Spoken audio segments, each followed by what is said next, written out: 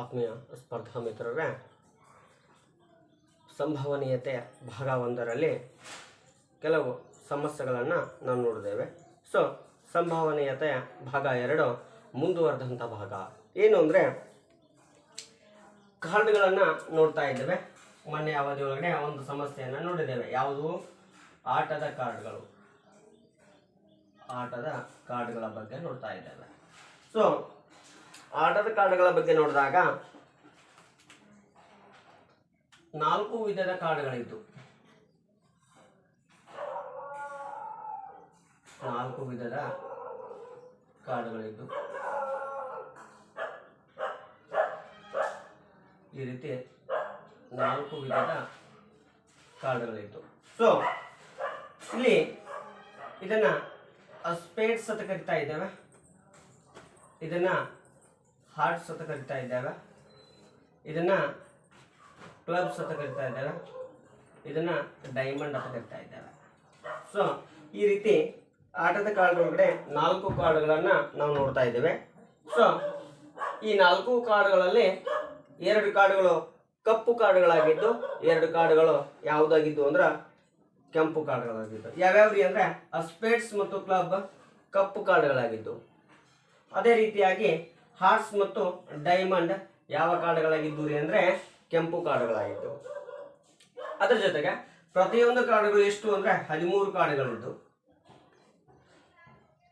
So ಅದರಲ್ಲಿ ಮುಖದ ಕಾರ್ಡ್ಗಳು ಅಥವಾ ಗೌರವಾನ್ವಿತ ಕಾರ್ಡ್ಗಳು ಅಂದ್ರೆ ಕ್ವೀನ್, ಕಿಂಗ್, ಜೋಕರ್ ಅಂತ ತಗೋತಾ ಇದ್ದೇವೆ. ಈ ರೀತಿ ಈ ಆಟದ ಕಾರ್ಡ್ಗಳನ್ನ ಒಳಗೊಂಡಿತ್ತು. ಸೊ ಅದೇ ರೀತಿಯಾಗಿ ಈ ಆಟದ ಕಾರ್ಡ್ ಒಳಗಡೆ ಕೆಲವು ಸಮಸ್ಯೆಗಳನ್ನ ಯಾವ ರೀತಿ ಬರುತ್ತೆ ಅವುಗಳನ್ನ ನೋಡೋಣ.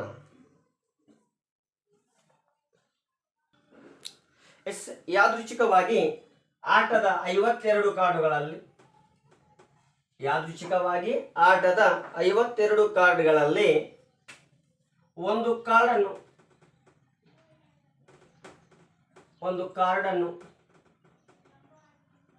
ಆಯ್ಕೆ ಮಾಡುವ ಸಂಭವನೀಯತೆ.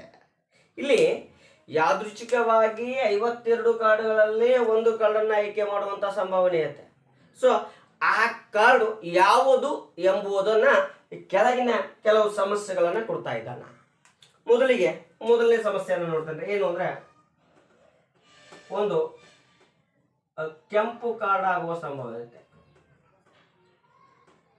ಒಂದು ಕೆಂಪು ಕಾರ್ಡ್. ಹಾಗಾದ್ರೆ ಇಲ್ಲಿ ಆ ಕೆಂಪು ಕಾರ್ಡು ಅಂಕಿಯ ಕಾರ್ಡು ಅಥವಾ ಮುಖದ ಕಾರ್ಡು ಯಾವುದು ಗೊತ್ತಿಲ್ಲ. ಯಾಕಂದ್ರೆ ಬರೀ ಒಂದು ಕೆಂಪು ಕಾರ್ಡ್ ಅಂದಿದ್ದಾನೆ. ಸೊ ಕೆಂಪು ಕಾರ್ಡ್ಗಳು 2 ವಿಧದಲ್ಲಿದಾವ. ಒಂದು ಹಾರ್ಟ್ಸ್ ಮತ್ತು ಇನ್ನೊಂದು ಡೈಮಂಡ್. ಅವು 2 ಕಾರ್ಡ್ಗಳ ಒಟ್ಟು ಕಾರ್ಡ್ಗಳು ಎಷ್ಟದಾವ್ರಿ ಅಂದ್ರೆ 26 ಕಾರ್ಡ್ಗಳದಾವ. ಹಾಗಾದ್ರೆ ಒಂದು ಕೆಂಪು ಕಾರ್ಡ್ ಆಗುವ ಸಂಭವನೀಯತೆ ಎಷ್ಟೈತ್ರಿ ಅಂದ್ರೆ 26 52 ಅಂಶ.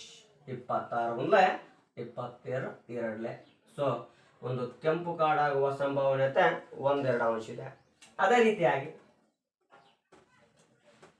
ಒಂದು ರಾಜ್ ಕಾರ್ಡ್ ಅಥವಾ ಆ ರಾಜ್ ಕಾರ್ಡ್ ಅಂತ ಅನ್ಬೋದು. ಈ ರಾಜ್ ಕಾರ್ಡ್ ಅನ್ನ ಒಂದು ರಾಜ್ ಕಾರ್ಡ್ ಅಂತ ಅಂದಿದ್ದಾನಂದ್ರ ನಾವು ತಿಳ್ಕೊಬೇಕ್ರಿ.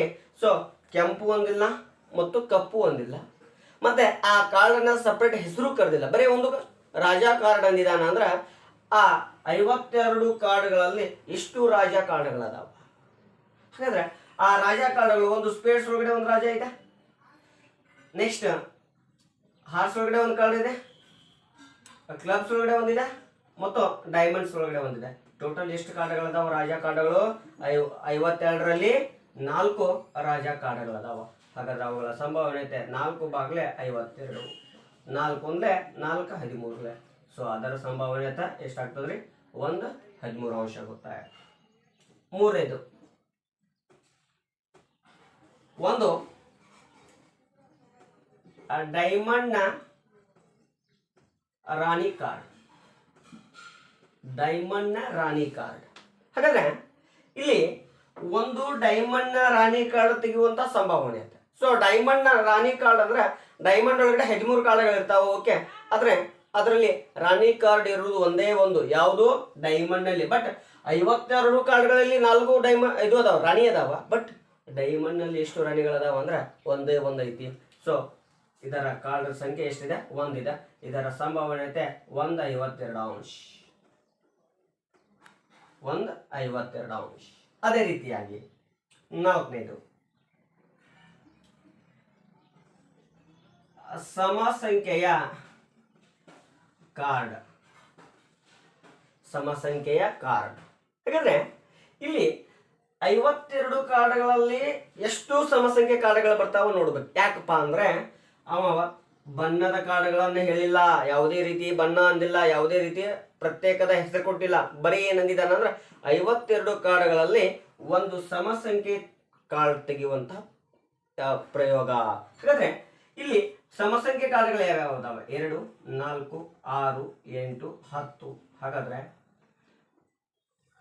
ಒಂದು ವಿಧದ ಕಾರ್ಡ್ ಒಳಗಡೆ ಎಷ್ಟು ಕಾರ್ಡ್ಗಳದಾವ? 5 ಅದಾವ. ಯಾವ ಸಮಸಂಖ್ಯೆ? ಸ್ಪೇಡ್ಸ್ ಒಳಗಡೆ 5 ಅದಾವ, ಕ್ಲಬ್ಸ್ ಒಳಗಡೆ 5 ಅದಾವ, ಡೈಮಂಡ್ ಒಳಗಡೆ 5 ಅದಾವ, ಹಾರ್ಟ್ಸ್ ಒಳಗಡೆ 5 ಅದಾವ. ಟೋಟಲ್ ಎಷ್ಟು ಕಾರ್ಡ್ಗಳದಾವ? 20 ಕಾರ್ಡ್ಗಳದಾವ. ಹಾಗಾದ್ರೆ ಇದರ ಸಂಭಾವನೀಯತೆ 20/52. 20/52. 4 5 4 13. ಸೊ ಇದರ ಸಂಭಾವನೀಯತೆ 5/13 ಅಂಶ. ಸೊ ಅದೇ ರೀತಿಯಾಗಿ 5ನೇದು ಅದು ಯಾವ ರೀತಿ ಕೇಳ್ತಾನೆ ನೋಡೋಣ. ಸೊ ಈ ರೀತಿ ನೋಡ್ರಿ, ಏನು ಒಂದು ಏಸ್ ಅಲ್ಲ. ಹಾಗಾದ್ರೆ ಅವ ಕೇಳಾಕತ್ತಿದ್ ನೋಡ್ರಿ, ಒಂದು ಏಸ್ ತೆಗೆಯುವಂತ ಸಂಭವನೀಯತೆ ಕೇಳಾಕತ್ತಿಲ್ಲ ಅವ. ಒಂದು ಏಸ್ ಸಂಭವನೀಯತೆ ಅಂದ್ರೆ ಇದ್ರಲ್ಲಿ 4 ಬರ್ತಾವ, 4 ಅನ್ಬೋದು. ಬಟ್ ಇಲ್ಲಿ ಏನಾಗ್ತಿದೇನ್ರಿ, ಒಂದು ಏಸ್ ಅಲ್ಲ. ಹಾಗಾದ್ರೆ ಏಸ್ ಅಲ್ಲಾದ ಕಾರ್ಡ್ಗಳು ಎಷ್ಟು ಅದಾವ ಅಂದ್ರ 52ರಲ್ಲಿ 4 ಏಸ್ ಕಾರ್ಡ್ಗಳು ಬರ್ತಾವ, ಉಳಿದಿದ್ದು 48 ಏಸ್ ಅಲ್ಲದ ಕಾರ್ಡ್ಗಳು ಇರ್ತಾವ. ಹಾಗಾದ್ರೆ ಏಸ್ ಅಲ್ಲದ ಕಾರ್ಡ್ಗಳು ಎಷ್ಟು? 48. ಹಾಗಾದ್ರೆ ಇದರ ಸಂಭಾವನೀಯತೆ 48/52. 4 12 4 13. ಇದರ ಸಂಭಾವನೀಯತೆ 2/13 ಅಂಶ. ಸೊ 6ನೇದು ಈ ರೀತಿ ಇನ್ನೊಂದು ನೋಡೋಣ. ಏನು ಯಾವ ರೀತಿ ಇದೆ ನೋಡೋಣ. ಒಂದು ವಜ್ರವಲ್ಲ, ಒಂದು ವಜ್ರವಲ್ಲ. ವಜ್ರವಲ್ಲ ಅಂದ್ರೂ ಒಂದೇ, ಡೈಮಂಡ್ ಅಲ್ಲದ ಕಾರ್ಡ್ ಅಂದ್ರೂ ಒಂದೇ. ವಜ್ರವಲ್ಲದ ಕಾರ್ಡ್ ಅಂದ್ರೂ ಒಂದೇ, ಡೈಮಂಡ್ ಅಲ್ಲದ ಕಾರ್ಡ್ಗಳಂದ್ರೂ ಒಂದೇ. ಹಾಗಾದ್ರೆ 52 ಕಾರ್ಡ್ಗಳಲ್ಲಿ ಎಷ್ಟು ವಜ್ರ ಕಾರ್ಡ್ಗಳದಾವ? 13 ಅದಾವ. ಸೊ 52ರಲ್ಲಿ 13 ತೆಗಿರಿ, 39 ಕಾರ್ಡ್ಗಳು ಏನು ವಜ್ರವಲ್ಲದ ಕಾರ್ಡ್ಗಳದಾವ. ಹಾಗಾದ್ರೆ ಇದರ ಸಂಭಾವನೀಯತೆ 39/52 ಅಂಶ. 13 3 13 4. ಸೊ ಇದು 3 4 ಅಂಶ ಆಗುತ್ತೆ. ಈ ರೀತಿಯಾಗಿ ಕೆಲವು ಆ ಆಟದ ಕಾರ್ಡ್ ಮೇಲೆ ಅವ ಕೇಳುವಂತ ಸಮಸ್ಯೆಗಳಾಗಿವೆ. ನೆಕ್ಸ್ಟ್ ಮುಂದಿನ ಸಮಸ್ಯೆಯನ್ನು ನೋಡೋಣ. ಈ ರೀತಿ ಪ್ರಶ್ನೆನೂ ಬರ್ಬೋದು. ಏನ್ರಿ ಅಂದ್ರೆ 200 ವಿದ್ಯಾರ್ಥಿಗಳಲ್ಲಿ 156 ವಿದ್ಯಾರ್ಥಿಗಳು ಗಣಿತ ವಿಷಯದಲ್ಲಿ ಆಸಕ್ತಿ ಹೊಂದಿರುವರು. ಹಾಗಾದರೆ ಹೊಂದಿರದ ವಿದ್ಯಾರ್ಥಿಗಳ ಸಂಭವನೀಯತೆ. ಈಗ ಒಟ್ಟು ವಿದ್ಯಾರ್ಥಿಗಳು NF ಎಷ್ಟು ಅದಾವ್ರಿ? 200 ಇರುವೆ. ಆಸಕ್ತಿ ಹೊಂದಿರುವ ವಿದ್ಯಾರ್ಥಿಗಳು 156 ಇವೆ. ಹಾಗಾದರೆ ಹೊಂದಿರದ ವಿದ್ಯಾರ್ಥಿಗಳು, ಆಸಕ್ತಿ ಹೊಂದಿರದ ವಿದ್ಯಾರ್ಥಿಗಳು 200 ಮೈನಸ್ 156 ಈಕ್ವಲ್ ಟು ಎಷ್ಟು ಅಂದ್ರೆ 44 ವಿದ್ಯಾರ್ಥಿಗಳು. ಹಾಗಾದ್ರೆ ಅವರ ಸಂಭವನೀಯತೆ 44/200. ಸೊ 4 11 4 50. ಹಾಗಾದ್ರೆ ಅವರ ಸಂಭವನೀಯತೆ 11/50 ಅಂಶ. ಅದೇ ರೀತಿಯಾಗಿ ಒಂದು ತಂಡವು ಪಂದ್ಯವನ್ನು ಸೋಲುವ ಸಂಭವನೀಯತೆ 0.3 ಆದರೆ ಗೆಲುವು ಪಡೆಯುವ ಸಂಭವನೀಯತೆ ನೋಡ್ರಿ, ಒಂದು ಪಂದ್ಯವನ್ನ ಸೋಲುವ ಸಂಭವನೀಯತೆ ಇದು. ಹಾಗಾದ್ರೆ ಗೆಲುವು ಪಡೆಯುವಂತ ಸಂಭವನೀಯತೆ ಕೇಳ್ತಾ ಇದ್ದಾನ. ನಮ್ಗೆ ಗೊತ್ತಿದೆ ಪಿ ಆಫ್ ಇ ಒಂದು ಘಟನೆ ಮತ್ತು ಆ ಘಟನೆಯ ಪೂರಕ ಘಟನೆ ಈಕ್ವಲ್ ಟು 1. ಇವು ಎರಡರ ಮೊತ್ತ ಎಷ್ಟಕ್ಕ ಒಂದಾಗಿರ್ತದ. ಹಾಗಾದ್ರೆ ಒಂದು ಘಟನೆ ನಡೀತದ, ಆದ್ರೂ ವಿಚಾರ ಮಾಡ್ತಾ ಇದ್ದೇವೆ. ಸೋಲುವಂತಹ ಘಟನೆ 0.3 ಇದೆ, ಪ್ಲಸ್ ಗೆಲ್ಲುವಂತಹ ಈ ಸೋಲುವ ಘಟನೆಯ ಪೂರಕ ಘಟನೆ ಎಷ್ಟಿದೆ. ಹಾಗಾದ್ರೆ P of E equal to 1 minus 0.3. ಹಾಗಾದ್ರೆ ಇದ್ರ ವ್ಯಾಲ್ಯೂ ಎಷ್ಟಾಗ್ತದೆ ಅಂದ್ರೆ 0.7 ಆಗುತ್ತೆ. ಹಾಗಾದ್ರೆ ಗೆಲ್ಲುವಂತಹ ಸಂಭವನೀಯತೆ 0.7 ಇದೆ. ಸೊ ಈ ರೀತಿಯಾಗಿ ಒಂದು ಅಂಕದ ಪ್ರಶ್ನೆಗಳನ್ನ ನೇರವಾಗಿ ಅಬ್ಜೆಕ್ಟಿವ್ ಒಳಗಡೆ ಏನ್ ಮಾಡಬಹುದ್ರಿ, ಕೇಳಬಹುದಾಗಿದೆ. ನೆಕ್ಸ್ಟ್ ಸಮಸ್ಯೆಯನ್ನು ನೋಡೋಣ. ಎಸ್, ಇದು ಒಂದು ಪ್ರಶ್ನೆ 2017 ಒಳಗಡೆ ಕೇಳಿದ್ದ. ಏನ್ ಅಂತಿದ್ದಾರೆ ನೋಡ್ರಿ, ಎಯು ಒಂದು ಯಾದೃಚ್ಛಿಕ ಪ್ರಯೋಗದ ಘಟನೆ. ಪಿ ಆಫ್ ಎ ಅನುಪಾತ P of A bar equal to 5:11 ಆದರೆ ಪಿ ಆಫ್ ಎ ಮತ್ತು ಪಿ ಆಫ್ ಎ ಬಾರ್ ಅನ್ನ ಕಂಡುಹಿಡಿಯಿರಿ. ಹಾಗಾದ್ರೆ ಒಂದು ಘಟನೆಯ ಪೂರಕ ಘಟನೆ ಅವುಗಳ ಅನುಪಾತವನ್ನ ಕೊಟ್ಟಿದ್ದಾನೆ 5:11. ಹಾಗಾದರೆ ಆ ಘಟನೆ ಮತ್ತು ಆ ಘಟನೆಯ ಪೂರಕ ಘಟನೆಯನ್ನ ಕಂಡುಹಿಡಿಯಿರಿ ಅಂತ ಹೇಳಿದಾನ. ಹಾಗಾದ್ರೆ ಮೊದಲಿಗೆ ಆ ಅನುಪಾತವನ್ನು ಬರಿತಾ ಇದ್ದೇನೆ ನೋಡ್ರಿ. ಸೊಲ್ಯೂಷನ್ ಪಿ ಆಫ್ ಎ ಅನುಪಾತ P of A bar equal to 5:11. Yes, P of A divided by P of A bar equal to 5:11. So ಓರಿ ಗುಣಾಕಾರ ಮಾಡ್ತಾನೆ. 11 into P of A equal to 5 into P of A bar, P of A bar. ಹಾಗಾದ್ರೆ 11 into P of A ಇಲ್ಲೇ ಇಟ್ಕೋತೀನಿ. So 5 ಬಲಭಾಗದಲ್ಲಿ ಗುಣಾಕಾರ ಐತಿ, ಎಡಭಾಗಕ್ಕೆ ಬಂದ್ರೆ ಏನಾಗ್ತದ್ರಿ ಭಾಗಾಕಾರ ಆಗುತ್ತಾ, equal to P of A bar. So ನಮ್ಗೆ ಗೊತ್ತಿದೆ ಏನು, ಒಂದು ಘಟನೆ ಆ ಘಟನೆಯ ಪೂರಕ ಘಟನೆಗಳ ಮೊತ್ತ ಈಕ್ವಲ್ ಟು ಎಷ್ಟಾಗಿರ್ತದ್ರಿ 1 ಆಗಿರ್ತದ. So P of E bar, so P of E ಅಂದ್ರೆ ಇಲ್ಲಿ ಪಿ ಆಫ್ ಎ ಆಗಿರುತ್ತೆ, ಪಿ ಆಫ್ ಇ ಬಾರ್ ಅಂದ್ರೆ ಇಲ್ಲಿ ಪಿ ಆಫ್ ಎ ಬಾರ್ ಆಗಿರುತ್ತೆ equal to 1. So P of A bar ಇಲ್ಲಿ ಇಟ್ಕೋತೀನಿ 1 minus plus P of A ಕಡೆ ಹೋದ್ರೆ ಮೈನಸ್ ಪಿ ಆಫ್ ಎ ಆಗುತ್ತೆ. ಹಾಗಾದ್ರೆ ಪಿ ಆಫ್ ಎ ಬಾರ್ ನ ವ್ಯಾಲ್ಯೂ ಕೊಟ್ಟು ಸಿಕ್ಕಿದೆ ನಮ್ಗೆ ಎಷ್ಟು, 11 into P of 11 into P of A divided by 5 equal to 1 P of A bar, P of A ಆಗುತ್ತೆ. ಹಾಗಾದ್ರೆ ಈ 5 ಭಾಗಾಕಾರ ಇದ್ದದ್ದು ಬಲಕ್ಕೆ ಹೋದ್ರೆ ಗುಣಾಕಾರ ಆಗುತ್ತಾ. 11 P of A equal to 5 into 1 minus P of A bracket complete. 11 P of A equal to 5 ಅಂದ್ರೆ 5 minus 5 into P of A, 5 into P of A. So minus 5 into P of ಬಲಭಾಗದಿಂದ ಎಡಭಾಗಕ್ಕೆ ಬರುತ್ತೆ. 11 P of A plus 5 P of A equal to value ಎಷ್ಟು 5. So 11 P of A plus 5 P of A 16 P of A ಆಗುತ್ತೆ equal to 5. So P of A equal to 5. So 11 ಗುಣಾಕಾರ ಬಲಕ್ಕೆ ಹೋದ್ರೆ ಏನಾಗ್ತದ್ರಿ ಭಾಗಾಕಾರ. ಹಾಗಾದ್ರೆ ಒಂದು ಘಟನೆ ಎಷ್ಟಾಗಿದೆ 5:11 ಆಗಿದೆ. ಹಾಗಾದ್ರೆ ಅದರ ಪೂರಕ ಘಟನೆ P of A bar, so sorry ರೀ 15 5:16 11 ಬರ್ದಿದೆ, ಸಾರಿ 16 ಬರೀಬೇಕು. ಹಾಗಾದ್ರೆ ಇಲ್ಲಿ ಒಂದು ಘಟನೆ 16 ಉಪಘಟನೆಯೊಳಗಡೆ ನಾವೇನ್ ಮಾಡಿದ್ದೇವೆ 5 ಘಟನೆಯನ್ನ ತೆಗೆದುಕೊಂಡಿದ್ದೇವೆ. ಹಾಗಾದ್ರೆ ಇನ್ನೂ 11 ಘಟನೆ ಉಳಿತಾವ, ಅವು ಪೂರಕ ಘಟನೆಯ ಸಂಖ್ಯೆಗಳಾಗಿರುತ್ತೆ. ಹಾಗಾದ್ರೆ ಪೂರಕ ಘಟನೆಯ ಸಂಭವನೀಯತೆ 11 16 ಆಗುತ್ತೆ. ಸೊ ಇವುಗಳ ಮೊತ್ತ P of A plus P of A bar equal to 1 ಆಗಿರಬೇಕು. ಹಾಗಾದ್ರೆ ಪಿ ಆಫ್ ಎ ಅಂದ್ರೆ 5:16 ಇದೆ, plus P of A bar ಅಂದ್ರೆ 11:16 ಇದೆ.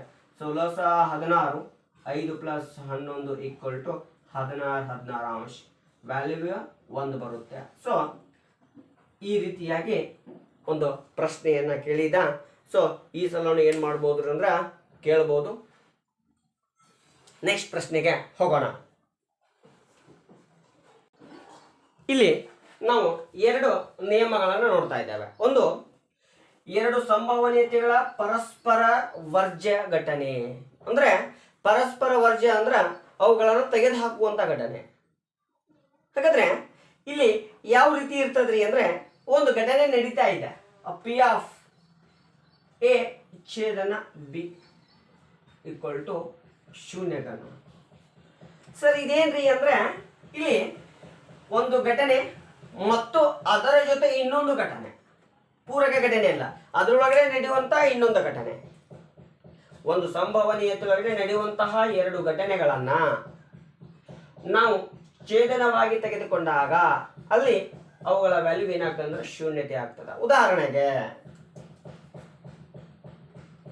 1 2 3 4 5 6 ಒಂದು ದಾಳವನ್ನ ತೆಗೆದುಕೊಳ್ತಾ ಇದೆ ಅಂದ್ರೆ ನಾನು ಮೊದಲನೇ ಘಟನೆ ಏನು ಅಂದ್ರೆ ಒಂದು ಘನ ಸಂಖ್ಯೆ ಪಡೆಯುವ, ಒಂದು ಘನ ಸಂಖ್ಯೆ. ಹಾಗಾದ್ರೆ ಇಲ್ಲಿ ಘನ ಸಂಖ್ಯೆ ಎಷ್ಟಿದೆ? ಒಂದೇ ಇದೆ, ಇದರ ಸಂಭವನೀಯತೆ 1/6 ಆಗುತ್ತೆ. ಎರಡನೇದು ಒಂದು ಅವಿಭಾಜ್ಯ ಸಂಖ್ಯೆ ಪಡೆಯುವ ಸಂಭವನೀಯತೆ. ಹಾಗಾದ್ರೆ ಅವಿಭಾಜ್ಯ ಸಂಖ್ಯೆ ಅಂದ್ರೆ ಯಾವ್ಯಾವ? 2 3 ಮತ್ತು 5. ಹಾಗಾದ್ರೆ ಇದರ ಘಟನೆ ಎಷ್ಟ್ರಿ? 3/6 ಇದರ ಸಂಭವನೀಯತೆ. ಅಂದ್ರೆ ಮೊದಲನೇ ಘಟನೆಯಲ್ಲಿ ನಡೆಯುವಂತಹ ಸಂಭವಿಸುವ ಘಟನೆ, ಎರಡನೇ ಘಟನೆಯಲ್ಲಿರುವಂತಹ ಸಂಭವಿಸುವಂತ ಘಟನೆ ಏನಾಗಿರಬಾರ್ದು ಅಂದ್ರ ಯಾವುದೇ ರೀತಿಯಾದ ಸಂಬಂಧವನ್ನ ಹೊಂದಿರಬಾರ್ದು. ಇದರಲ್ಲಿರುವಂತಹ ಘನಾಂಶ ಇದರಲ್ಲಿ ಇರಬಾರ್ದು, ಇದರಲ್ಲಿರುವಂತಹ ಘನಾಂಶ ಇದರಲ್ಲಿ ಇರಬಾರ್ದು. ಸೊ ಅವುಗಳನ್ನ ನಾವೇನ್ ಕರಿತೀವಿ ಅಂದ್ರ ವರ್ಜ್ಯ ಘಟನೆ ಅಂತ ಕರಿತಾ ಇದ್ದೇವೆ, ತೆಗೆದು ಹಾಕುವ ಘಟನೆ ಅಂತ ಕರಿತಾ ಇದ್ದೇವೆ. ಹಾಗಾದ್ರೆ ಇವುಗಳನ್ನ ನಾವು ನೋಡಿದಾಗ ಇದಕ್ಕೆ ಯಾವುದೇ ಘಟನೆಗಳೇ ಇಲ್ಲ. ಸೊ ಅದನ್ನು ನಾವು ಏನು ಕರಿತೀವಿ ಅಂದ್ರೆ ಪಿ ಆಫ್ ಎ ಛೇದನ ಬಿ ಅಂತ ಕರಿತಾ ಇದ್ದೇವೆ. ಸೊ ಇವು ಎರಡರ ಛೇದನ ಗಣ ಯಾವಾಗ್ಲೂ ಏನಾಗಿರ್ತದ್ರಿ? ಶೂನ್ಯ ಆಗಿರ್ತದ. ಸೊ ಇದಕ್ಕೆ ನಾವೇನ್ ಅನ್ಬಹುದು ಅಂದ್ರೆ ಪಿ ಆಫ್ ಎ ಛೇದನ ಬಿ ಇದರ ಸಂಭವನೀಯತೆ ವ್ಯಾಲ್ಯೂ ಇಸ್ 0 ಆಗಿರ್ತದ. ಹಾಗಾದ್ರೆ ಇನ್ನು ಸಂಭವನೀಯತೆಯ ಸಂಕಲನದ ನಿಯಮ, ಘನಗಳ ಸಂಯೋಗ ನಿಯಮ ಗೊತ್ತಿದೆ. ಏನು ಅಂದ್ರೆ ಎ ಸಂಯೋಗ ಬಿ ಅಂದ್ರೆ ಎ ಮತ್ತು ಬಿ ನಲ್ಲಿರುವಂತಹ ಎಲ್ಲ ಘನಾಂಶಗಳನ್ನ ಬರೆದು ಬಿಡುದು. ಎಲ್ಲಿರುವ ಉದಾಹರಣೆಗೆ ಎ ಬಿ ಸಿ ಡಿ ತಗೊಂಡೇವೆ, ಇದು ಎ ಘಟನೆ. ಇನ್ನು ಬಿ ಘನಾಂಶ ಇ ಎಫ್ ಜಿ ಎಚ್ ಈ ರೀತಿ ಘಟನೆ ತಗೊಂಡೇವೆ. ಹಾಗಾದ್ರೆ ಇವು ಎರಡೂ ಘಟನೆಗಳು ಏನು ಸಂಬಂಧ ಹೊಂದಿರ್ಲಿ ಬಿಡ್ಲಿ, ಸಂಯೋಗ ಮಾಡಿದಾಗ ನಾವೇನ್ ಮಾಡ್ತೇವ್ರಿ? ಎಲ್ಲ ಘನಾಂಶಗಳನ್ನ ಒಂದ ಕಡೆ ಏನ್ ಮಾಡ್ತೇವ್ರಿ? ಬರಿತೇವಿ. ಸೊ ಇದಕ್ಕೆ ನಾವೇನ್ ಕರಿತೇವೆ ಅಂದ್ರ ಸಂಯೋಗ ಅಂತ ಕರಿತೇವೆ, ಘನಗಳ ಸಂಯೋಗ. ಸೊ ಈ ಘನಗಳ ಸಂಯೋಗವನ್ನ ಸಂಭವನೀಯತೆ ಒಳಗಡೆ ಸಂಕಲನದ ನಿಯಮ ಅಂತ ತಗೊಳ್ತೇವೆ. ಹಾಗಾದ್ರೆ ಸಂಕಲನದ ನಿಯಮ ಅಂದ್ರೇನು? ಮೊದಲನೇ ಸಂಭವನೀಯತೆ ಮತ್ತು ಎರಡನೇ ಸಂಭವನೀಯತೆಯನ್ನ ಕೂಡಿಸುವುದಕ್ಕೆ ನಾವೇನ್ ಕರಿತೇವೆ ಅಂದ್ರ ಸಂಭವನೀಯತೆಯ ಸಂಕಲನದ ನಿಯಮ ಅಂತ ಇವೆ. ಹಾಗಾದ್ರೆ ಸಂಭವನೀಯತೆಯ ಸಂಕಲನದ ನಿಯಮ ಯಾವ ರೀತಿ ಬರ್ತದ? ಒಂದು ಸಮಸ್ಯೆಯನ್ನ ತೆಗೆದುಕೊಂಡಿದ್ದೇವೆ ಈಗಾಗಲೇ. ಸೊ ಯಾವ್ದ್ರಿ ಅಂದ್ರೆ, ಒಂದು ದಾಳವನ್ನ ಉರುಳಿಸಿದಾಗ, ಒಂದು ದಾಳ ಉರುಳಿಸ್ತಾ ಇದೆ ಅಂದ್ರೆ ಎಸ್ ಘನ 1 2 3 4 5 6 ಅದರೊಳಗಡೆ ಎ ಘಟನೆ ಏನ್ ಕೇಳ್ತಾನ ಅಂದ್ರ ಒಂದು ವರ್ಗ ಸಂಖ್ಯೆ,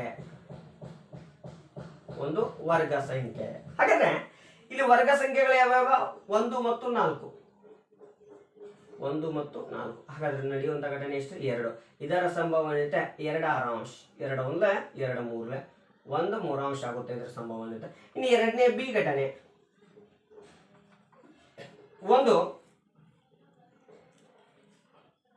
ಒಂದು ಅವಿಭಾಜ್ಯ ಸಂಖ್ಯೆ, ಅವಿಭಾಜ್ಯ ಸಂಖ್ಯೆ. ಹಾಗಾದ್ರೆ ಅವಿಭಾಜ್ಯ ಸಂಖ್ಯೆಗಳು ಯಾವ್ಯಾವ?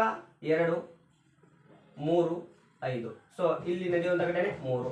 ಇವುಗಳ ಸಂಭವನೀಯತೆ 3/6. 3 1 3 2 ಎಷ್ಟು? 1 2.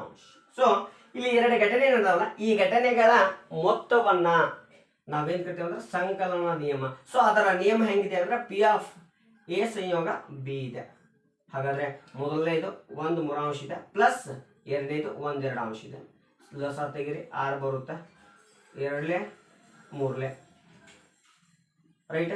2 1 2 ಪ್ಲಸ್ 3 ಒಂದ್ಲೆ 3, 2 ಕೂಡಿದ್ರೆ 5, 6 ಅಂಶ ಆಗುತ್ತೆ. ಹಾಗಾದ್ರೆ ಎರಡೂ ಸಂಖ್ಯೆಗಳನ್ನ ಯಾದೃಚ್ಛಿಕವಾಗಿ ತೆಗೆಯುವಂತಹ ಸಂಭವನೀಯತೆ ಇಲ್ಲಿ ಒಂದೇ ಅಲ್ಲ, ಒಂದು ವರ್ಗ ಸಂಖ್ಯೆ ಅಥವಾ ಒಂದು ಅವಿಭಾಜ್ಯ ಸಂಖ್ಯೆ ಆಗಿರುವ ಸಂಭವನೀಯತೆ ಕೇಳ್ತೇವೆ. ಎಲ್ರಿ ಸಂಕಲನ ನಿಯಮದೊಳಗಡೆ ಒಂದು ಅಥವಾ ಇನ್ನೊಂದು, ಇಲ್ಲಿ ಅಥವಾ ಅತ ಬರ್ತೈತೆ, ಅಥವಾ ಒಂದು ಮತ್ತು ಇನ್ನೊಂದು ಸಂಖ್ಯೆ ಆಗಿರ್ಬೋದು. ಈ ರೀತಿಯಾಗಿ ನಾವು ಸಂಕಲನದ ನಿಯಮವನ್ನು ನೋಡ್ತಾ ಇದ್ದೇವೆ, ಒಂದು ಅಥವಾ ಇನ್ನೊಂದು. ಹಾಗಾದ್ರೆ ಅದರ ಮೇಲೆ ಇನ್ನೊಂದು ಸಮಸ್ಯೆಯನ್ನು ನೋಡೋಣ. ಎಸ್, ಇಲ್ಲಿ ಬುಕ್ ನಲ್ಲಿರುವಂತಹ ಒಂದು ಸಮಸ್ಯೆಯನ್ನು ನೋಡ್ತಾ ಇದ್ದೇನೆ ನೋಡ್ರಿ. ಒಂದು ತರಗತಿಯಲ್ಲಿ 40ರಷ್ಟು ವಿದ್ಯಾರ್ಥಿಗಳು ಪರಿಸರ ಸಂಘವನ್ನು ಮತ್ತು 25ರಷ್ಟು ವಿದ್ಯಾರ್ಥಿಗಳು ಗಣಿತ ಸಂಘದ ಸದಸ್ಯರಾಗಿದ್ದಾರೆ. ತರಗತಿಯಿಂದ ಒಬ್ಬ ವಿದ್ಯಾರ್ಥಿಯನ್ನು ಯಾದೃಚ್ಛಿಕವಾಗಿ ಆರಿಸಬೇಕಾದರೆ ಎರಡೂ ಸಂಘಗಳ ಸದಸ್ಯನಾಗಿರುವ ವಿದ್ಯಾರ್ಥಿಯನ್ನು ಆರಿಸುವ ಸಂಭವನೀಯತೆ. ನೋಡ್ರಿ, 2 ಸಂಘ ಅದಾವ. ಒಂದು ಪರಿಸರ ಸಂಘ ಇದೆ, ಪರಿಸರ ಸಂಘ.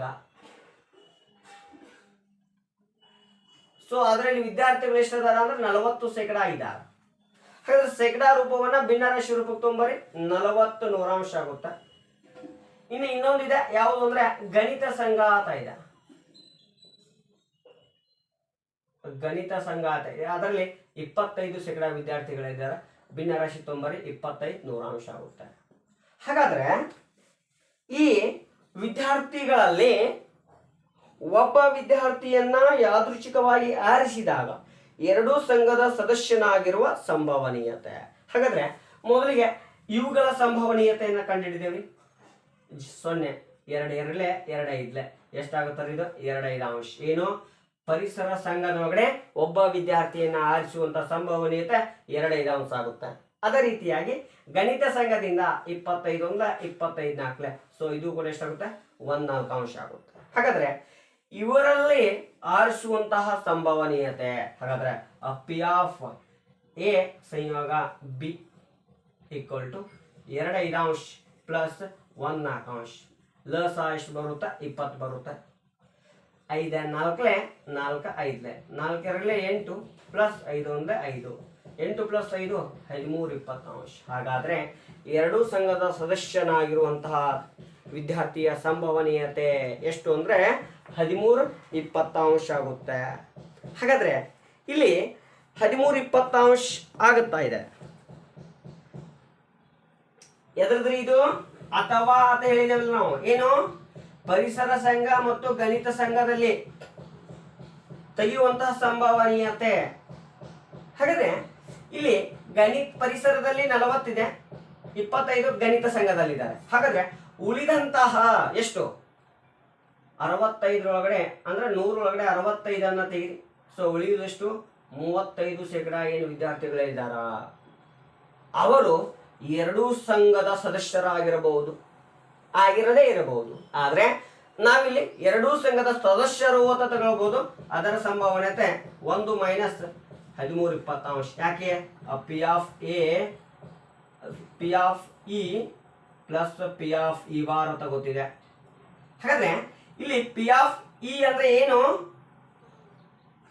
ಒಬ್ಬ ವಿದ್ಯಾರ್ಥಿಯನ್ನ ಗಣಿತ ಸಂಘ ಅಥವಾ ಪರಿಸರ ಸಂಘದ ಸದಸ್ಯನಾಗಿರುವ ಸಂಭವನೀಯತೆ. ಹಾಗಾದ್ರೆ ಒಬ್ಬ ವಿದ್ಯಾರ್ಥಿ ಗಣಿತ ಮತ್ತು ಪರಿಸರ ಸಂಘದ ಸದಸ್ಯನಾಗುವ ಸಂಭವನೀಯತೆ ಎಷ್ಟು ಅಂತ ಕೇಳಿದ್ದಾರೆ. ಹಾಗಾದ್ರೆ P of E equal to 1 ಇದೆ. ಪಿ ಆಫ್ ಇ ವ್ಯಾಲ್ಯೂ ಎಷ್ಟಿದೆ? 13 20 ಅಂಶ ಇದೆ. ಸೊ ಅಲ್ಲಿ 13 20 ಅಂಶನ ಹಾಕಿನಿ. ಹಾಗಾದ್ರೆ P of E bar equal to ಲಸ ತೆಗಿರಿ 20 21 ಇದು 1 20 × 1 20, 13 × 1 13, 7 20 ಅಂಶ. ಹಾಗಾದ್ರೆ ಎರಡೂ ಸಂಘದ ಸದಸ್ಯನಾಗಿರುವಂತಹ ಸಂಭವನೀಯತೆ ಎಷ್ಟು ಅಂದ್ರೆ 7 20 ಅಂಶ ಆಗಿದೆ. ಹಾಗೆ ಮುಂದಿನ ಸಮಸ್ಯೆಯನ್ನು ನೋಡೋಣ. ಈ ರೀತಿ ಮೊನ್ನೆ ಒಬ್ರು ಪ್ರಶ್ನೆಯನ್ನ ಕಳಿಸಿದ್ರು. ಸೊ ಅದೇ ಪ್ರಶ್ನೆಯನ್ನ ತಗೊಂಡಿದ್ದೇನೆ. ಏನ್ರಿ ಅಂದ್ರೆ, ಒಂದು ಬಾಕ್ಸ್ ನಲ್ಲಿ 4 ಕೆಂಪು ಮತ್ತು 3 ಕಪ್ಪು ಗೋಲಿಗಳಿವೆ. 4 ಕೆಂಪು ಮತ್ತು 3 ಕಪ್ಪು ಗೋಲಿವೆ. ಸೊ ಯಾದೃಚ್ಛಿಕವಾಗಿ ಆರಿಸಲಾಗಿದೆ ಕೆಳಗಿನವುಗಳ ಆಯ್ಕೆ ಮಾಡುವ ಸಂಭವನೀಯತೆ ಕಂಡುಹಿಡಿಯಿರಿ. ಸೊ ಇಲ್ಲಿ ನೋಡ್ರಿ, ಮೊದಲು ಈ ಪ್ರಶ್ನೆ ಯಾವ ಆಧಾರದ ಮೇಲೆ ಬಂದಿದೆ ನೋಡಿದಾಗ ಇಲ್ಲಿ ಸಂಭವನೀಯತೆ ಒಳಗಡೆ ವಿಕಲ್ಪ ಕ್ರಮಯೋಜನೆ ಮತ್ತು ವಿಕಲ್ಪದ ಮೇಲೆ ಕೇಳಬಹುದು. ಅದಕ್ಕೋಸ್ಕರ ಇದು ಕ್ರಮಯೋಜನೆ ವಿಕಲ್ಪವನ್ನು ನೋಡಿದಾಗ ಇದು ಒಂದು ಸಮಸ್ಯೆ ಆಗ್ತದ. ಸೊ ವಿಕಲ್ಪ ಸಮಸ್ಯೆ ಆಗ್ತದ. ವಿಕಲ್ಪದ ಆಧಾರದ ಮೇಲೆ ನಾವೇನ್ ಮಾಡಬೇಕು, ಸಂಭವನೀಯತೆಯನ್ನು ಕಂಡುಹಿಡಬೇಕು. ಹಾಗಾದ್ರೆ ಇಲ್ಲಿ ಪ್ರಶ್ನೆಯನ್ನ ನೋಡ್ರಿ, 4 ಕೆಂಪು ಮತ್ತು 3 ಕಪ್ಪು ಗೋಲಿಗಳಿವೆ, ಯಾದೃಚ್ಛಿಕವಾಗಿ ಆರಿಸಲಾಗಿದೆ, ಆಯ್ಕೆ ಮಾಡಬೇಕಾಗಿದೆ. ಇಲ್ಲಿ ಆಯ್ಕೆ ಮಾಡಬೇಕಾಗಿತ್ತು ಅಂದ್ರೆ ಕ್ರಮ ಯೋಜನೆಗಳಿಗಿಂತ ವಿಕಲ್ಪಗಳು ಜಾಸ್ತಿ ಬರ್ತಾವೆ. ಹಾಗಾದ್ರೆ ಆ ಆಯ್ಕೆ ಮಾಡುವ ಕೆಳಗಿನ ಸಂಭವನೀಯತೆ ಎಷ್ಟು ಅಂತ ಕೇಳ್ತಾ ಇದ್ದಾನ. ಹಾಗಾದ್ರೆ ಆಯ್ಕೆಯಲ್ಲಿ ಇಲ್ಲಿ ಬಹಳ ವಿಧಾನ ಬರ್ತಾವೆ, ಅದಕ್ಕೋಸ್ಕರ ವಿಕಲ್ಪ ಅಂತ ತಗೋತೇವೆ. ಸೊ ಕೆಲವೇ 1 ಅಥವಾ 2 ವಿಧಾನ ರೀತಿ ಬರ್ತಿತ್ತು ಅಂದ್ರೆ ಅದನ್ನ ಯಾವ್ದು ತಗೋಬಹುದು, ಕ್ರಮ ಯೋಜನೆ ಒಳಗಡೆ ತಗೋಬಹುದು. ಸೊ ಇಲ್ಲಿ ವಿಕಲ್ಪವನ್ನ ನಾನು ಏನ್ ಮಾಡ್ತಾ ಇದ್ದೇನೆ, ಯೂಸ್ ಮಾಡ್ತಾ ಇದ್ದೇನೆ. ಮೊದಲಿಗೆ ಆ ಪ್ರಯೋಗದಲ್ಲಿ ನಡೆಯುವಂತಹ ಘಟನೆಯನ್ನ ನೋಡೋಣ. ಯಾವ ಪ್ರಯೋಗದಲ್ಲಿ 4 ಕೆಂಪು ಮತ್ತು 3 ಕಪ್ಪುಗಳಲ್ಲಿ ಯಾದೃಚ್ಛಿಕವಾಗಿ 4 ಗೋಲಿಗಳನ್ನ, ಪ್ರಶ್ನೆ ಬಿಟ್ಟಿದ್ದೇನೆ ಸಾರಿ ರೀ, ಎಷ್ಟು ಗೋಲಿಗಳು, 4 ಗೋಲಿಗಳನ್ನ ಆರಿಸಲಾಗಿದೆ, ಕೆಳಗಿನವುಗಳ ಸಂಭವನೀಯತೆ ಕಂಡುಹಿಡಿಯಿರಿ. ಹಾಗಾದ್ರೆ ಇಲ್ಲಿ 4 ಕೆಂಪು ಮತ್ತು 3 ಕಪ್ಪು ಚೆಂಡುಗಳು, ಒಟ್ಟು ಚೆಂಡುಗಳನ್ನು ನೋಡೋಣ. ಒಟ್ಟು ಚೆಂಡುಗಳು 4 + 3 = 7. ಹಾಗಾದ್ರೆ ಈ 7 ಚೆಂಡುಗಳಲ್ಲಿ ಆಯ್ಕೆ ಗೋಲಿಗಳು ಆಯ್ಕೆ ಗೋಲಿಗಳು ಎಷ್ಟು, 4 ಅದಾವ. ಹಾಗಾದ್ರೆ 7 ಚೆಂಡುಗಳಲ್ಲಿ 4 ಚೆಂಡುಗಳನ್ನ ಎಷ್ಟು ವಿಧದಲ್ಲಿ ಆಯ್ಕೆ ಮಾಡಬೇಕು ಏನ್ರಿ? 7 ಚೆಂಡುಗಳಲ್ಲಿ ಎಷ್ಟು ಚೆಂಡುಗಳು, 4 ಚೆಂಡುಗಳನ್ನ ಎಷ್ಟು ವಿಧದಲ್ಲಿ ಆಯ್ಕೆ ಮಾಡಬೇಕು. ಹಾಗಾದ್ರೆ 7C4 = ಎಷ್ಟು? ಹಾಗಾದ್ರೆ ನಮ್ಗೆ ಸೂತ್ರ ನೆನಪಿರಬೇಕು, NCR = n factorial divided by r factorial into n minus r factorial. n minus r bracket complete factorial. ಹಾಗಾದ್ರೆ n ಅಂದ್ರೆ 7 ಇದೆ, ಸೊ r ಅಂದ್ರೆ 4 ಇದೆ. n factorial 7 factorial divided by 4 factorial n 7 minus 4 whole factorial. ಹಾಗಾದ್ರೆ 7 factorial ಅನ್ನ ನಾ ಇಲ್ಲಿ 4 factorial ಆಗಿ ಬರ್ಕೋತೀನಿ. ಏನು 7 6 5 into 4 factorial divided by 4 factorial into 7 ಒಳಗಡೆ 4 ಹೋದ್ರೆ 3 ಉಳಿಯುತ್ತೆ. ಆ ಫ್ಯಾಕ್ಟೋರಿಯಲ್ ಅನ್ನ ವಿಸ್ತರಿಸಿ ಬರ್ತೀನಿ. 3 2 1. ಸೊ 4 ಫ್ಯಾಕ್ಟೋರಿಯಲ್ 4 ಫ್ಯಾಕ್ಟೋರಿಯಲ್ ಹೋಗುತ್ತೆ. 3 1 3 2 2 1 2 1. ಸೊ ಇಲ್ಲಿ ಉಳಿದು 7 × 5 35. ಹಾಗಾದ್ರೆ ಈ 7 ಚೆಂಡುಗಳನ್ನ 4 ಗೋಲಿಗಳಾಗಿ ಎಷ್ಟು ವಿಧದಲ್ಲಿ ಆಯ್ಕೆ ಮಾಡಬಹುದು? 35 ವಿಧಗಳಲ್ಲಿ ಆಯ್ಕೆ ಮಾಡಬಹುದಾಗಿದೆ. ಹಾಗಾದ್ರೆ ಮೊದಲನೇ ಸಮಸ್ಯೆಯನ್ನು ತಗೊಳ್ತಾ ಇದೆ ಅಂದ್ರೆ ಯಾವುದು ಅಂದ್ರೆ 2 ಗೋಲಿ ಕೆಂಪು ಆಗಿರುವ ಸಂಭವನೀಯತೆ. 2 ಗೋಲಿಗಳು ಏನು ಕೆಂಪು ಆಗಿರುವ ಸಂಭವನೀಯತೆ. ಹಾಗಾದ್ರೆ ಇಲ್ಲಿಯರ 4 ಗೋಲಿಗಳು ಅಂದಿದಾನ, ಇಲ್ಲಿಯರ 2 ಗೋಲಿ ಅಂದಾನ. ಹಾಗಾದ್ರೆ ಇನ್ನೆರಡು ಗೋಲಿಗಳನ್ನ ನಾವು ಕಪ್ಪು ಗೋಲಿಯಾಗಿ ತಗೋಬಹುದು. ಯಾಕಂದ್ರೆ ಇಲ್ಲಿ 4 ಬರೀ 2 ಆಯ್ಕೆ ಮಾಡಕತ್ತಿದ್ದಾನ್ರಿ. ನಮಗೂ ಇನ್ನೂ ಬೇಕಾಗಿದ್ದು ಎಷ್ಟು? 4 ಅದಾವ. 4ರಲ್ಲಿ 2 ತೆಗೆದ್ರೆ ಇನ್ನೂ 2 ಗೋಲಿ ಉಳಿತಾವ. ಆ 2 ಗೋಲಿಗಳು ಏನಾಗಿರ್ಬೋದು? ಕಪ್ಪು ಆಗಿರ್ಬೋದು. ಹಾಗಾದ್ರೆ ಕೆಂಪು ಗೋಲಿಗಳ ಸಂಖ್ಯೆ 4, ಆಯ್ಕೆ ಮಾಡುವ ಸಂಖ್ಯೆ 2 ಇಂಟು ಕಪ್ಪು ಗೋಲಿಗಳ ಸಂಖ್ಯೆ 3, ಆಯ್ಕೆ ಮಾಡುವ ವಿಧಾನ 2. ಹಾಗಾದ್ರೆ ಇದೇ ನಿಯಮದ ಆಧಾರದ ಮೇಲೆ 4 factorial divided by 2 factorial minus 4 × 2 factorial into 3 factorial = 2 factorial into 3 minus 2 whole factorial ಆಗುತ್ತೆ. ಸೊ 4 ಫ್ಯಾಕ್ಟೋರಿಯಲ್ 2 ಫ್ಯಾಕ್ಟೋರಿಯಲ್ ಬರ್ತಂದ್ರೆ 4 × 3 into 2 factorial divided by 2 factorial into 4 × 2 ಅಂದ್ರೆ ಅದು ಕೂಡ 2 ಫ್ಯಾಕ್ಟೋರಿಯಲ್ ವಿಸ್ತರಿಸ್ತಾ ಇದೆ ಅಂದ್ರೆ 2 × 1 2 ಫ್ಯಾಕ್ಟೋರಿಯಲ್ 2 ಫ್ಯಾಕ್ಟೋರಿಯಲ್ 2 1 2 2. ಸೊ ಎಷ್ಟು ಬರುತ್ತೆ? 2 3 6 ಇಂಟು 3 ಫ್ಯಾಕ್ಟೋರಿಯಲ್ ಅನ್ನ 2 ಫ್ಯಾಕ್ಟೋರಿಯಲ್ ಆಗಿ ಕನ್ವರ್ಟ್ ಮಾಡ್ತೇನೆ. ಸೊ 2 ಫ್ಯಾಕ್ಟೋರಿಯಲ್ ಇಂಟು 3 × 2 ಹೋದ್ರೆ ಎಷ್ಟು ಉಳಿತೆ? 1. 2 ಒಂದ್ಲೆ 2 ಫ್ಯಾಕ್ಟೋರಿಯಲ್. ಹಾಗಾದರೆ ಇದೆಷ್ಟು 3 ಉಳಿಯುತ್ತೆ. 6 3 18. ಹಾಗಾದರೆ ಈ 2 ಕೆಂಪು ಗೋಲಿಯನ್ನು ತೆಗೆಯುವ ಸಂಭವನೀಯತೆ ಎಷ್ಟು? 8. 18 ಒಟ್ಟು ಘಟನೆ 35. ಹಾಗಾದರೆ ಎಷ್ಟು ಸಂಭವನೀಯತೆ ರೀ? ಇದರ ಸಂಭವನೀಯತೆ P of E equal to N of A divided by N of S. N of A 18 ಘಟನೆಗಳದಾವ, ಉಳಿದ ಘಟನೆಗಳು ಎಷ್ಟಾಕವ? 35 ಅದಾವ. ಹಾಗಾದರೆ ಈ 2 ಗೋಲಿಗಳು ಕೆಂಪು ಆಗುವ ಸಂಭವನೀಯತೆ 18 35 ಆಗುತ್ತೆ. ಹಾಗಾದರೆ ಇನ್ನು ಎರಡನೇ ಸಮಸ್ಯೆಯನ್ನು ನೋಡೋಣ. ಸೊ ಎರಡನೇ ಸಮಸ್ಯೆ ಏನಿದೆ? ಎರಡನೇ ಸಮಸ್ಯೆ ಬಿ. ಎಲ್ಲಾ ಗೋಲಿಗಳು ಕೆಂಪು. ಬಿ ಎಲ್ಲಾ ಗೋಲಿಗಳು ಏನು ಕೆಂಪು. ಹಾಗಾದ್ರೆ ಎಲ್ಲಾ ಗೋಲಿಗಳು ಕೆಂಪು ಅಂದಾನ. ಸೊ ಎಲ್ಲಾ ಗೋಲಿಗಳು ಅಂದ್ರೆ ಎಷ್ಟು ಕೆಂಪು ಗೋಲಿಗಳು ಅದಾವ? 4 ಅದಾವ. ಹಾಗಾದ್ರೆ ಕಪ್ಪು ಗೋಲಿಗಳನ್ನ ತೆಗೆದುಕೊಳ್ಳುವಂತ ಅವಶ್ಯಕತೆ ಬರೋದಿಲ್ಲ. ಯಾಕ್ರೆ ನಮ್ಗೆ ಆಯ್ಕೆ ಗೋಲಿಗಳು ಎಷ್ಟು? 4. ನಮ್ ಕೆಂಪು ಗೋಲಿಗಳು ಅದಾವ 4. ಹಾಗಾದ್ರೆ ಎಲ್ಲವೂ ಕೆಂಪಾಗವ. ಸೊ ನೇರವಾಗಿ 4C4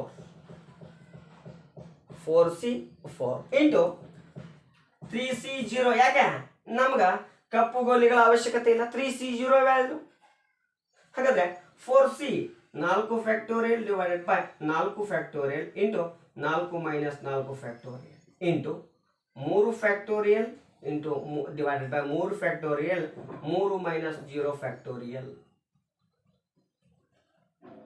ಹಾಗಾದ್ರೆ ಇಲ್ಲಿ 6 ಫ್ಯಾಕ್ಟೋರಿಯಲ್ ಇಲ್ಲಿ ವ್ಯಾಲ್ಯೂ ಸಿಗಂಗಿಲ್ಲ ನಮಗೆ. ಯಾಕಂದ್ರೆ ವ್ಯಾಲ್ಯೂ ಇಲ್ಲಿ 0 ಆಗಿರುತ್ತೆ.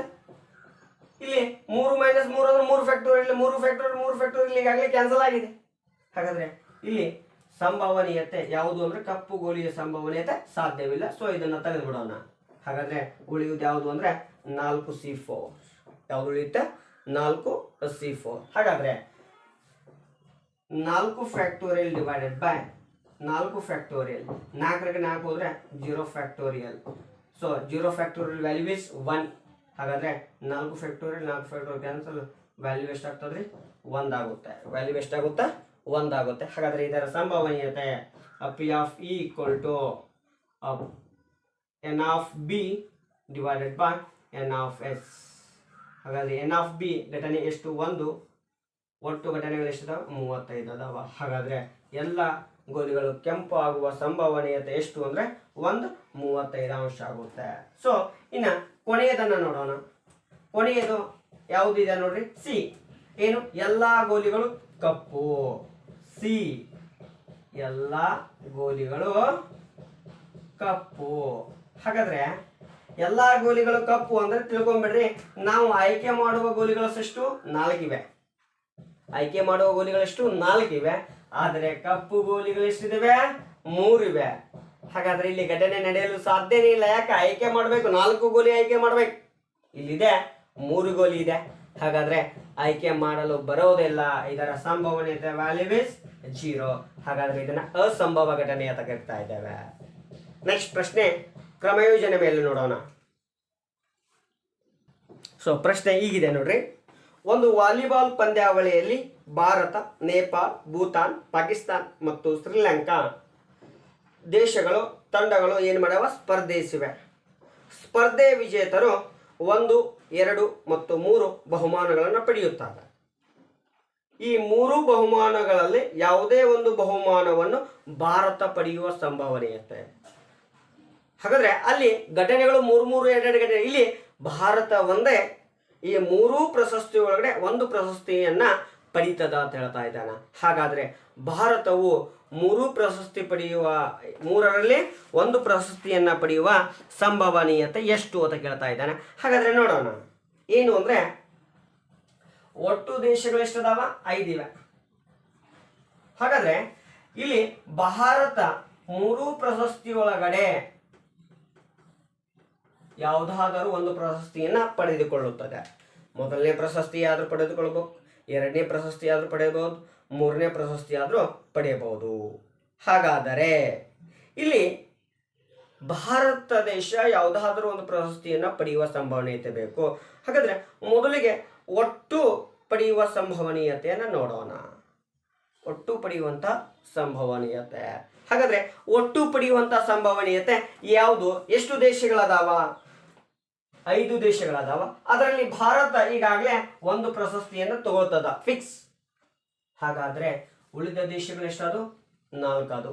ಇದರಲ್ಲಿ ಒಂದು ಪ್ರಶಸ್ತಿಯನ್ನ ತೆಗೆದು ಬಿಡೋಣ. ಉಳಿದ ಪ್ರಶಸ್ತಿಗಳಾದು 2 ಅದು. ಹಾಗಾದ್ರೆ ಉಳಿದ ದೇಶಗಳು ಪಡೆಯುವಂತಹ ಸಂಭವನೀಯತೆಯಲ್ಲಿ ಪ್ರಯೋಗ ಮಾಡೋಣ. 4 ದೇಶಗಳು, ಪ್ರಶಸ್ತಿಗಳು 2, 4P2. ಹಾಗಾದ್ರೆ NPR ಇದರ ವಿಸ್ತರಿಸಿದ ರೂಪ n factorial n factorial n minus r factorial n factorial n minus r factorial. ಹಾಗಾದ್ರೆ n factorial 4 divided by n factorial 4 minus 2 equal to 4 factorial divided by ಎಷ್ಟು ಉಳಿತದ್ರಿ? 2 ಉಳಿತ. 2 factorial. 4 factorial divided by 2 factorial. ಏನು? ಭಾರತ ಬಹುಮಾನ ಪಡೆಯುವಂತ ಕ್ರಮಯೋಜನೆ. ಹಾಗಾದ್ರೆ ಭಾರತ ದೇಶ ಪ್ರಮಾಣ 4 × 3 × 2 factorial divided by 2 factorial. Value is ತೆಗೆದುಬಿಡೋಣ. 4 3 12. ಹಾಗಾದ್ರೆ ಭಾರತ ಪಡೆಯುವಂತಹ ಸಂಭವನೀಯತೆಯನ್ನು ನೋಡಿದ್ದೇವೆ. ಇನ್ನು ಭಾರತ ವಿಜೇತವಾಗಬಹುದಾದ ಕ್ರಮ ಸಂಖ್ಯೆ ಎಷ್ಟಿವೆ? 3 ಇದೆ. ಭಾರತ ಪ್ರಶಸ್ತಿ ವಿಜೇತ ಆಗುವ ಕ್ರಮ ಸಂಖ್ಯೆ ನೋಡಿದಾಗ 3 ಪ್ರಶಸ್ತಿಗಳದಾವ. ಹಾಗಾದ್ರೆ ಅಲ್ಲಿ ಉಳಿದ ದೇಶಗಳ ತೆಗೆದುವಂತಹ ಪ್ರಶಸ್ತಿ 4P2 ಇದೆ. 4P2 ಇದೆ. ಉಳಿದ ದೇಶಗಳು ಏನ್ ಮಾಡುವಂತ ಪ್ರಶಸ್ತಿ 4P2 ಇದೆ. ಹಾಗಾದ್ರೆ ಇದು ಭಾರತ ವಿಜೇತ ಆಗಿರ್ತದ. ಇನ್ನು ಉಳಿದ ದೇಶಗಳು ಮೀನ್ಸ್ ಒಟ್ಟು ಪ್ರಶಸ್ತಿಗಳ ಸಂಭವನೀಯತೆ, ಒಟ್ಟು ಪ್ರಶಸ್ತಿಗಳ ಆಯ್ಕೆ ವಿಧಾನ ಅದು 5C2 ಆಗಿರುತ್ತೆ. ಹಾಗಾದ್ರೆ 3 × 4P2 ಅಂದ್ರೆ ಈಗಾಗಲೇ ಎಷ್ಟು ಬಂದಿದೆ? 12 ಬಂದಿದೆ. ನೆಕ್ಸ್ಟ್ ಒಟ್ಟು ಪ್ರಶಸ್ತಿಗಳ ಆಯ್ಕೆ ವಿಧಾನ 5P2 ಇದೆ. ಹಾಗಾದ್ರೆ 5 factorial divided by 5 minus 3 factorial equal 3 factorial. 3 ಪ್ರಶಸ್ತಿ ಅದಾವ. 5 ಫ್ಯಾಕ್ಟೋರಿಯಲ್ ಅನ್ನ ನಾ ಬರ್ತೇವೆ 4 × 3 × 2 ಫ್ಯಾಕ್ಟೋರಿಯಲ್. ಹಾಗಾದ್ರೆ 5 ಒಳಗಡೆ 3 ಹೋದ್ರೆ 2 ಫ್ಯಾಕ್ಟೋರಿಯಲ್ ಉಳಿಯುತ್ತೆ. 2 2 ಕ್ಯಾನ್ಸಲ್ ಆಗುತ್ತೆ. 5 × 4 × 3 5 4 20 23 60. ಹಾಗಾದ್ರೆ ಭಾರತವು ಪ್ರಶಸ್ತಿ ವಿಜೇತ ಆಗುವುದು ಗುಣಾಕಾರ ಮಾಡ್ರಿ 12 3 48. ಹಾಗಾದ್ರೆ ಭಾರತ ಪ್ರಶಸ್ತಿ ಪಡೆಯುವಂತಹ ಸಂಭವನೀಯತೆ 48 60. 48 60. 12 4 48 12 5 60. ಹಾಗಾದರೆ ಭಾರತ ಯಾವುದಾದರೂ ಒಂದು ಪ್ರಶಸ್ತಿಯನ್ನ ಪಡೆಯುವ ಸಂಭವನೀಯತೆ ಎಷ್ಟು ಅಂದ್ರೆ 4/5 ಆಗಿದೆ. ಯಾಕಂದ್ರೆ ಯಾವುದಾದ್ರೂ ಒಂದು ಫಿಕ್ಸ್ ಆಗಿಬಿಟ್ಟಿದೆ. ಅದಕ್ಕೋಸ್ಕರ ಒಂದು ಚಾನ್ಸಸ್ ಕಡಿಮೆ ಆಗುತ್ತೆ. 4 ಚಾನ್ಸ್ ಯಾವುದಾದ್ರೂ ಒಂದು ಪಡೆಯುವಂತ ಸಂಭವನೀಯತೆ ಏನಾಗ್ತದೆ? ಫಿಕ್ಸ್ ಆಗುತ್ತೆ. ಹಾಗಾದ್ರೆ ಭಾರತ ಒಂದು ಪ್ರಶಸ್ತಿ ಪಡೆಯುವ ಸಂಭವನೀಯತೆ 4/5. ಸೊ ಆತ್ಮೀಯ ಸ್ಪರ್ಧಾ ಮಿತ್ರರೇ, ಈ ರೀತಿಯಾಗಿ ಕ್ರಮಯೋಜನೆ ಮತ್ತು ವಿಕಲ್ಪವನ್ನು ಒಳಗೊಂಡಂತಹ ಸಂಭವನೀಯತೆ ಪ್ರಶ್ನೆಗಳು ಬರ್ಬೋದು. ಗೋಲಿಗಳಾಗಿರ್ಬೋದು, ಪ್ರಶಸ್ತಿಗಳಾಗಿರ್ಬೋದು. ಅದರ ಜೊತೆಗೆ ಸಂಕಲನದ ಸಂಭವನೀಯತೆಯ ಸಂಕಲನದ ನಿಯಮ ನೋಡಿದ್ದೇವೆ. ಇನ್ನು ಸಂಭವನೀಯತೆಯೊಳಗಡೆ ವರ್ಜಿಸುವ ನಿಯಮ ಅಥವಾ ವರ್ಜನೆ ನಿಯಮ ಅಥವಾ ತೆಗೆದುಹಾಕುವಂಥ ನಿಯಮ ನೋಡಿದ್ದೇವೆ. ಅದಕ್ಕಿಂತ ಮೊದಲಿಗೆ ಸಂಭವನೀಯತೆಗಳ ಅನುಪಾತ ಕೊಟ್ಟಾಗ ಸಂಭವನೀಯತೆಯನ್ನು ಹೆಂಗೆ ಕಡಿಯೋದು ನೋಡಿದ್ದೇವೆ. ಅದರ ಜೊತೆಗೆ ಆಟದ ಕಾರ್ಡ್ಗಳನ್ನು ನೋಡಿದ್ದೇವೆ. ಸೊ ಈ ಎಲ್ಲ ವಿಷಯಗಳನ್ನು ಎಕ್ಸಾಮ್ ಒಳಗಡೆ ಏನು ಮಾಡ್ಬೋದು ಅಂದ್ರೆ ಕೇಳ್ಬೋದು. ಸೊ ಇಲ್ಲಿ ಸಂಭವನೀಯತೆ ಒಳಗಡೆ 3 ಅಂಕಗಳು ಬರ್ತಾವ. ಸೊ 2 ಅಂಕದ ಒಂದು ಪ್ರಶ್ನೆಯನ್ನು ಕೇಳ್ಬೋದು ಮತ್ತು 1 ಅಂಕದ ನೇರವಾದಂತಹ ಒಂದು ಅಬ್ಜೆಕ್ಟಿವ್ ಕ್ವಶನ್ ಬರುತ್ತೆ. ಸೊ ಇಲ್ಲಿ 3 ಅಂಕಗಳು ಸಿಗ್ತಾವ. ಈ ಅಧ್ಯಾಯ ಸಂಪೂರ್ಣವಾಗಿದೆ. ಸೊ ಇದರಲ್ಲಿ ಇನ್ನೂ ಸಮಸ್ಯೆಗಳು ಬೇಕಾದರೆ ನೀವೇನು ಮಾಡ್ಬೋದು ಅಂತ ಕಮೆಂಟ್ ಮಾಡ್ಬೋದು. ಸೊ ಅಲ್ಲಿ ಆ ಸಮಸ್ಯೆಗೆ ಪರಿಹಾರವನ್ನು ಸಿಗುತ್ತೆ ಅಂತ ಹೇಳ್ತಾ ಇವತ್ತಿನ ಅವಧಿಯನ್ನು ಮುಗಿಸ್ತಾ ಇದ್ದೇನೆ. ಮುಂದಿನ ಅಧ್ಯಾಯ ಸಂಖ್ಯಾಶಾಸ್ತ್ರ ಅದನ್ನು ತೆಗೆದುಕೊಂಡು ಬರ್ತಾ ಇದ್ದೇನೆ. ಧನ್ಯವಾದಗಳು.